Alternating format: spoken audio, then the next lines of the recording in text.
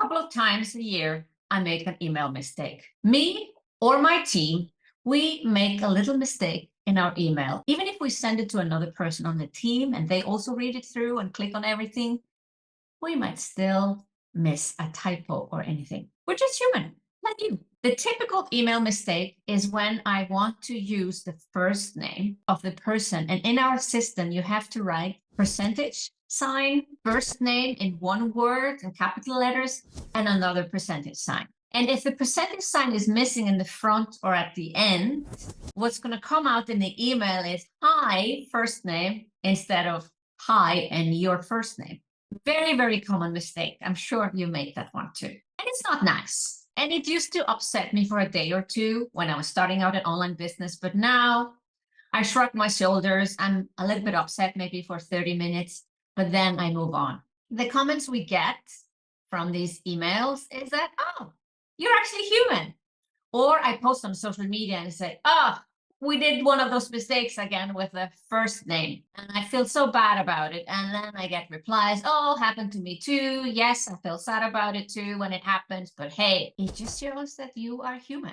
I don't worry about it too much because I know everyone else does the same mistake. Another typical email mistake is when the link is wrong. And we do diligently try to test all links and still it happens. That's not nice because then you need to send out another email. Oops, wrong link, or oops, here's a new link that works. It's not nice because if you want to send out many emails, it actually might lead to people unsubscribing. And I know that there are some online marketeers that do this on purpose. I would never do that. So if you ever see me send out, oops, wrong link, or here's a new link, it was an honest mistake because I do not like to send out unnecessary emails. When this happens, I do feel a little bit more upset and frustrated than with the first name mistake. But I know this also happens to everyone else who is running online business and sends out regular emails. Over the time,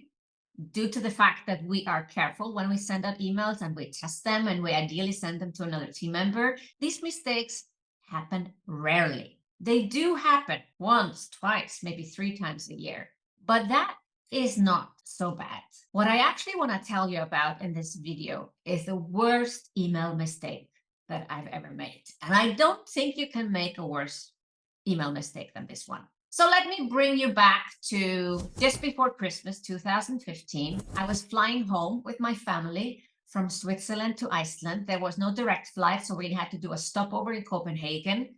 And then as we wanted to go on the plane, there was a technical error. And so they said we would have to fly the next day and we would have to stay overnight in Copenhagen. We go and check into a nice airport hotel. When we realized that actually we have the whole day, they would only fly back in the evening on the next day, we thought to ourselves, well, a full day in Copenhagen isn't bad because actually Copenhagen before Christmas is very beautiful. It would be nice to take the kids to Tivoli, which is a nice entertainment park. Since our hotel was a little bit outside, I figured out how we could get into the city and it was easiest to take a train. I had planned to write an email when I would arrive in Iceland. So I had to write this email in Copenhagen. I write the email, I save it, and then I send it out. As I always do when I was sending out these emails myself, now I have a team for it, I go and check it. Did it actually go out? So I'm on the train and it's about 15 minutes later because we had to walk to the train station and I'm checking my phone. The email has gone out, but something bad has happened because I had a long stream of replies. And that's not very typical. Normally, when I send out an email, I do get replies, especially when I write a really nice email, I get a lot of replies. But this was a flood of replies. I think hundreds of people replied to my email, and this was only in the first 15 minutes after the email went out. So something had obviously gone wrong. Instead of sending out the email that I had planned to send, I had sent out a completely different email. Actually, I had sent out an email that we used for failed credit card payments. And my first thought to myself was, this is impossible. How did this happen? And then I was retrieving back in my head, what had I actually done? I was using a system called Entreport, which has a little bit weird setup, I realized. Basically, I wrote the email. I then saved it, and then it's in an email folder in the system. Then I go to another place in the system, find the email list I want to send to, the segment I want to send to, and then I have to pick the email from a dropdown. And yes, you can imagine it's easy to pick the wrong one. This is impossible in a system that I've used before and since: ActiveCampaign, MailChimp, Infusionsoft. Currently, I'm using ActiveCampaign. You are in the email that you write, and then you send it from there, so you can't make that mistake. In this system, Ontraport, it was the other way around. I was inside the list, the segment, and I had to find the email that I had written before. It wasn't right in front of me. And then I picked the support email because that was somehow on the top. And the subject line of this email was, "Your credit card has failed." Now imagine you are a subscriber of an email list. You've never bought anything from the person, and you get an email, "Your credit card has failed." Of course, there's panic. Or if you're a client and you have made all your payments, you don't owe anyone anything, and you get that, you're also going to panic. So for all of these reasons, my inbox was full of people who were very worried.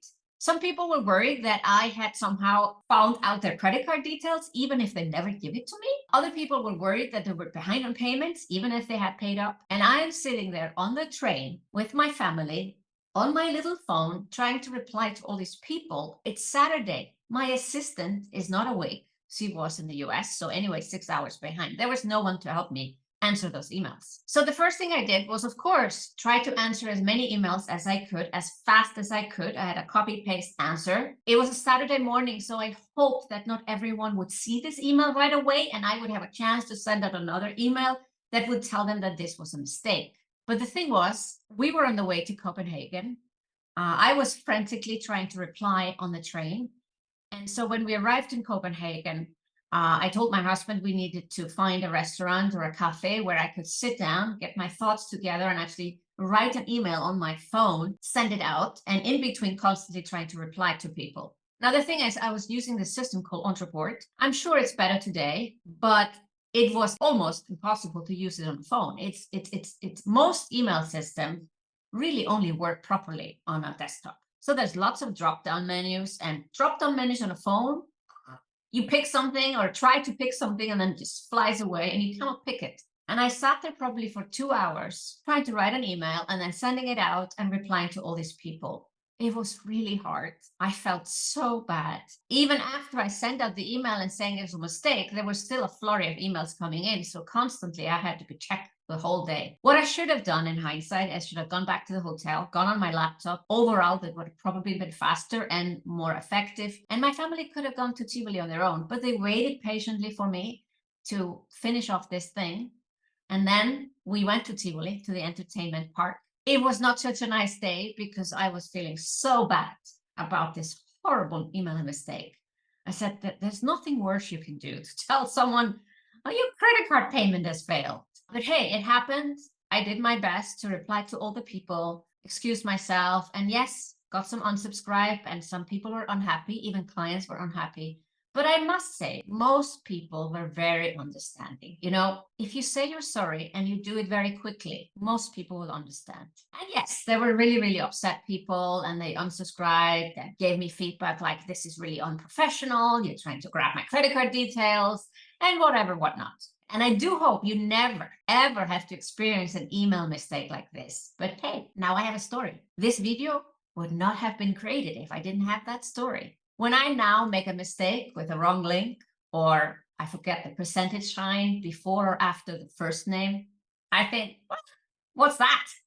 At least I'm not sending out an email saying, "Your credit card has failed." And if that ever would happen again, I would think to myself, well, I solved that situation, so I'm sure I can solve it again. My message to you is, you cannot prevent mistakes, but how you react to them matters. Be quick, like me.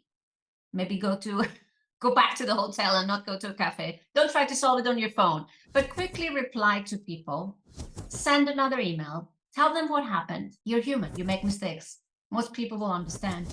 And those who don't, they were not your ideal clients in the first place. So I'm curious. What is the worst email mistake that you've made?